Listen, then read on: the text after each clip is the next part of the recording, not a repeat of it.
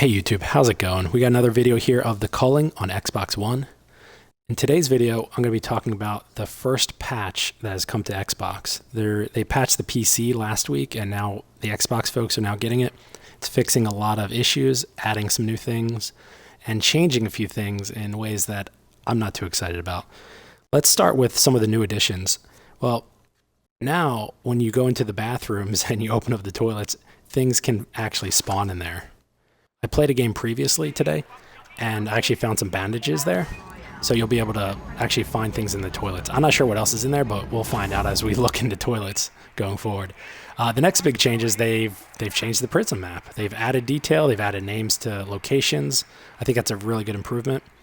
And then the next thing is they've added a new perk. I'm not running it right now, but it's in the utility, the green slot, and it's called Jumpstart. And Jumpstart, what it does is it gives you a random tier 1 melee weapon. So that's an option there, but you can always make a knife from the rocks on the ground. So I'm not sure how useful that is. Knives are pretty good early game, but it's something you can check out. Maybe you'll get something good, tier 1. So the next thing I want to talk about is some of the good bug changes the bug fixes they've added to this. The main things that people were complaining about previously, well, me especially, is that when you're aiming a weapon, you might accidentally auto-aim onto your teammate. So supposedly they have removed the auto-aim assist onto your teammate. That's a great thing to fix. The next thing is that with the man tracker, they now work, that was a major problem. But there is a negative side to the man tracker that I'll get into in a minute. The last major good change is... Come on, announcer. I'm recording a video here, bud. All right. So the next thing is that the names will now display properly for everyone on the scoreboard. So before that was blank. Sometimes you couldn't see your teammate's name. That should be fixed for everyone. That's a good thing. The next thing is some of the bad changes. And so let's talk about the man tracker here. So now there's no arrow in the direction to the nearest person if they're over 99 meters away.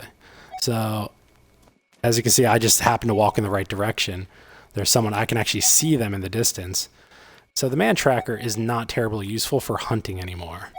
So there's no reason to really start with the man tracker perk anymore, in my opinion, because of how I think it's fairly useless now, especially on the island.